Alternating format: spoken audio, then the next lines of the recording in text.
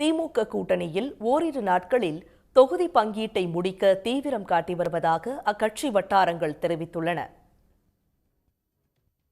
திமுக கூட்டணியில் பல்வேறு கட்ட பேச்சுவார்த்தைகளுக்கு பின்னர் தொகுதி பங்கீடு சுமூக முறையில் இறுதி செய்யப்பட்டு வருகிறது. அதன்படி காங்கிரசுக்கு 28 தொகுதிகள், இந்திய கம்யூனிஸ்ட் கட்சிக்கு 5 தொகுதிகள், மதிமுகவுக்கு 4 தொகுதிகள், முஸ்லீம் லீக், மனிதநேய மக்கள் கட்சி, கொங்கு நாடு மக்கள் தேசிய கட்சி ஆகியவற்றுக்கு தலா 2 தொகுதிகள் ஒதுக்கப்பட்டுள்ளன. எஞ்சிய கட்சிகளுக்கு ஒதுக்கப்படும் தொகுதிகள் குறித்து தொடர்ந்து பேச்சுவார்த்தை நடைபெற்று வருகிறது. இந்நிலையில் சென்னை அண்ணா அறிவாலயத்தில் முதலமைச்சர் ஸ்டாலினை மார்க்சிஸ்ட் கம்யூனிஸ்ட் கட்சியின் தொகுதி பங்கீட்டு குழுவினர் சந்தித்து பேசினர். பின்னர் செய்தியாளர்களிடம் பேசிய சண்முகம், திமுக தலைமையிலான கூட்டணியிலேயே மார்க்சிஸ்ட் கம்யூனிஸ்ட் கட்சி தொடரும் என உறுதியளித்தார். 5 தொகுதிகளை பெற்றுக்கொண்டு ஒத்துழைப்பு அளிக்கும்படி முதலமைச்சர் கேட்டுக் கொண்டதாக தெரிவித்தார். முதலமைச்சர் அவர்களுக்கு இருக்கிற தொகுதிகளை ஒதுக்கீடு செய்வதில் ஒரு பெரிய அணி, அதிகமான கட்சிகள் இருக்கிறது. ஆகவே தொகுதிகளை ஒதுக்கீடு செய்வதில் இருக்கக்கூடிய சிரமங்களை எங்களிடத்திலே பகிர்ந்து கொண்டார். ஆகவே மார்க்சிஸ்ட் கம்யூனிஸ்ட் கட்சி இந்த அணியில் நீடிக்க வேண்டும் என்று நாங்கள் விரும்புகிறோம். அதே நேரத்தில் இந்த 5 என்கிற எண்ணிக்கையை ஏற்க வேண்டும் என்பதை மாண்புமிகு முதலமைச்சர் அவர்கள் கேட்டுக்கொண்டிருக்கிறார்கள். 6 என்பதற்குத்தான் எங்களுடைய மாநில குழு எங்களுக்கு ஒப்புதல் தருவதற்கு அனுமதி வழங்கியிருக்கிறது. 5 என்பதை இப்போது நாங்கள் உடனடியாக ஒரு முடிவுக்கு வருவது சிரமம் என்பதை நாங்கள் சொல்லியிருக்கிறோம். மாண்புமிகு முதலமைச்சர் அவர்கள், நீங்கள் உங்கள் கமிட்டியில் போய் பேசிட்டு அதை பற்றி சொல்லுங்கள். ஆனால் சாதகமான முடிவை நீங்கள் எடுக்க வேண்டும்.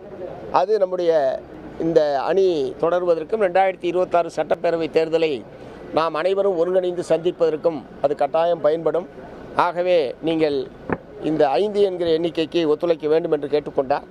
முதலமைச்சருடைய கருத்தை கட்சியினுடைய மாநில செயற்குழுவில் விவாதித்து அதனுடைய முடிவு என்ன என்பதை நாங்கள் உரிய முறையில் தலைவருக்கு செய்திகள் அனுப்புகிறோம் என்பதை சொல்லியிருக்கிறோம். மாநில செயற்குழு கூடி இந்த முதலமைச்சர் இப்படி வேண்டுகோள் விடுத்திருக்கிற நிலையில் அதை ஏற்பதா எப்படி என்பது சம்பந்தமாக நாங்கள் முடிவெடுப்போம் என்பதை தெரிவித்துக் கொள்கிறோம். மதச்சார்பற்ற ஜனநாயக முற்போக்கு கூட்டணியில் இருந்துதான் 2026 சட்டப்பேரவை தேர்தலை மார்க்சிஸ்ட் கம்யூனிஸ்ட் கட்சி சந்திக்கும். அது தொகுதி நம்பர்ன்றது தொகுதிக்காக எங்களுடைய எண்ணிக்கையை குறைக்கக்கூடாது என்று அதற்கான போராட்டத்தை நாங்கள் நடத்துவது என்பது வேறு. அதற்காக வேறு விதமான முடிவுகள் எதற்கும் மார்க்சிஸ்ட் கம்யூனிஸ்ட் கட்சி செல்லாது. அப்படிப்பட்ட எந்த நேரத்திலும் அப்படி ஒரு முடிவுக்கு நாங்கள் போனது கிடையாது. இன்று காலை 10 மணிக்கு தியாகராய நகரில் நடைபெறும் மார்க்சிஸ்ட் கம்யூனிஸ்ட் கட்சியின் மாநில செயற்குழு கூட்டத்திற்கு பிறகு அக்கட்சி ஒப்புதல் அளிக்கும் என எதிர்பார்க்கப்படுகிறது. இதேபோல நேற்று முன்தினம் முதலமைச்சரை சந்தித்து பேசியிருந்த விடுதலை சிறுத்தைகள் கட்சித் தலைவர் திருமாவளவனும் தொகுதி பங்கீடு பேச்சுவார்த்தைகள் சுமூகமாக நடந்து வருவதாக கூறியிருந்தார். அதன்படி விசிகாவின் உயர்நிலைக்குழு கூட்டம் இன்று மாலை 3 மணிக்கு அசோக் நகரில் நடைபெற உள்ளது. இதில் தொகுதிகளின் எண்ணிக்கை, வெற்றி வாய்ப்புள்ள தொகுதிகள் ஆகியவை குறித்து விவாதிக்கப்படும் என தெரிகிறது.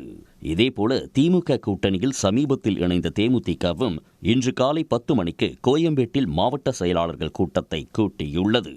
அதில் தொகுதிகளின் எண்ணிக்கை, வெற்றி வாய்ப்புள்ள தொகுதிகள் ஆகியவை குறித்து கட்சியின் பொதுச் செயலாளர் பிரேமலதா ஆலோசிக்க உள்ளதாக கூறப்படுகிறது. இதனிடையே நேற்றிரவு செய்தியாளர்களிடம் பேசிய திமுக அமைப்பு செயலாளர் RS பாரதி, ஓரிரு நாட்களில் தொகுதி பங்கீட்டை முடிக்க திமுக தீவிரம் காட்டி வருவதாக கூறினார். Sir, when will be the seat sharing will be finalized because elections are nearby? Within 1 or 2 days it will be finalized because almost alliances, all the parties have agreed. So after that we will have to select. Kamal Haasan தலைமையிலான மக்கள் நீதி மய்யம் கட்சியுடனும் ஏற்கனவே பேச்சுவார்த்தை நடைபெற்றுள்ள நிலையில் இந்த வாரத்திற்குள் கூட்டணி கட்சிகள் அனைத்திற்கும் தொகுதி பங்கீட்டை சுமூகமாக முடிக்க திமுக தீவிரம் காட்டி வருகிறது. உடனுக்குடன் செய்திகளை தெரிந்து கொள்ள சன் நியூஸ் பெல் ஐகானை கிளிக் பண்ணுங்க.